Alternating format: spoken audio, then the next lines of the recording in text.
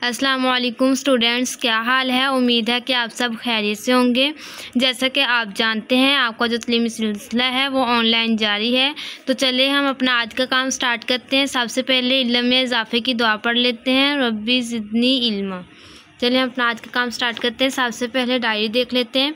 Lesson title क्या है, तालीम और ताल्लुम के आदाब। ठीक है। नेक्स्ट SLO क्या है कि तालीम और ताल्लुम के जो आदाब हैं वो आप समझ सकें। ठीक है।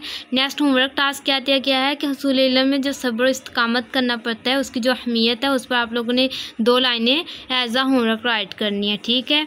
नेक्स्ट क्लास वर्क टास्क क्या है कि पेज नंबर 73 को कंप्लीट रीड करना है और सवाल नंबर 1 मुकम्मल याद करना है, सवाल नंबर 2 का जुज़ दाल और है याद करना है और सवाल नंबर 3 का जुज़ बे याद करना है। तो सबसे पहले हम रीडिंग को देख लेते हैं कि अच्छे अंदाज में सवाल करना भी हुसूल इल्म के आदाब में शामिल है। ठीक है। इधर सवाल करने का अंदाज बयान किया गया और इसके बारे में एक वाक़या लिखा गया है कि ज़िब अलैहिस्सलाम एक दफ़ा इंसानी शक्ल में आए थे तो आप सल्लल्लाहु अलैहि वसल्लम के सामने 2 जानों होकर बैठ गए थे, यानी अदब के साथ बैठे थे। तो सहाबा कराम रज़ियल्लाहु तआला अन्हुम ने भी इसी तरह बाद में तरीका अपनाया था। ठीक है। इसी से हमें भी बताया गया कि हमें भी इसी तरह अदब एहतराम के साथ सवाल करना चाहिए। इसके बाद कुरान मजीद में जो इरशाद है वो बता दिया गया है कि इन लोग के दर्जात बुलंद फरमा देंगे जो तुम में से कामिल ईमान लाए और जिन्हें इल्म दिया गया। ठीक है। और इसके बाद एक और कुरान मजीद का इरशाद बता दिया गया है कि जो भी दीन में समझ हासिल करे और अपनी कौम को डर सुनाए जब वो उनकी तरफ वापस आए ताकि वो गुनाहों से बचें। ठीक है। इसके बाद आप सल्लल्लाहु अलैहि वसल्लम का इरशाद बता दिया गया है कि अल्लाह ताला जिसके साथ बुलाई कर अदा फरमाते उसे दीन की समझ अता फरमाते देते हैं। ठीक है। इसके बाद बताया गया है कि उलमाए मुहद्दिसीन जो कराम थे उन्होंने इल्म हासिल करने के लिए बहुत सी मशक्क़तें बर्दाश्त की। ठीक है। तो इसके बाद हमें भी बता दिया गया है कि हमें भी दीगर लोगों के साथ हर मुसलमान के लिए कुरान, हदीस और फ़िक़्ह का कम अज़ कम इतना इल्म सीखना लाजमी है जिसके ज़रिए से वो अमली ज़िंदगी इस्लाम के मुताबिक गुजारने के काबिल हो सके। ठीक है। ये सारी रीडिंग आप लोगों को बता दी गई है। इसके बाद सवाल नंबर 1 करना है हम लोगों ने। सवाल नंबर 1 में क्या पूछा गया है कि तालीम का मानी है। ठीक है।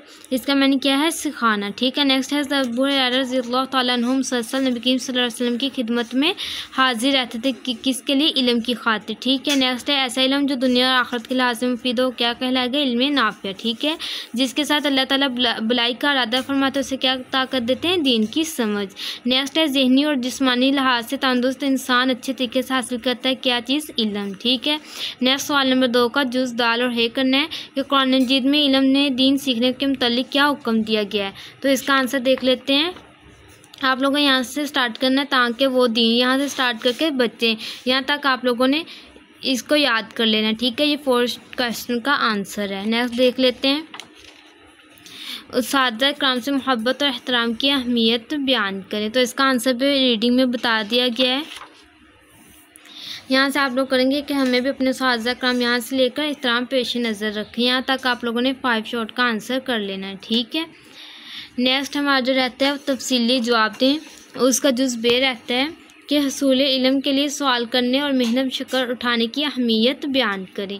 तो इसका जो आंसर है, एक तो ये आप लोगों ने पैराग्राफ लिखना है कि इल्म हासिल करने में इंसान को मशक्क़त और तकलीफ़ उठानी पड़ती है, यहाँ से लेकर यहाँ तक इल्म हासिल करते थे, ये वाला पैराग्राफ लिखना है। और नेक्स्ट यहाँ से कर लेना है कि अच्छे अंदाज में सवाल करना भी यहाँ से लेकर यहाँ तक कर लेंगे कि जवाब देने का उम्दा तरीका था। ठीक है। यहाँ तक आप लोगों ने कर लेना। तो ये सेकंड लोगों का जो होगा वो आंसर है। तो इस तरह जो हमारा चैप्टर है वो सारा कंप्लीट हो चुका है। तो इसके साथ आप लोग अल्लाह ताला से दुआ करें कि अल्लाह ताला हमें इन सब जो हम पढ़ते हैं इस पर अमल करने की तौफीक अता फरमाए। फ़ी अमानिल्लाह।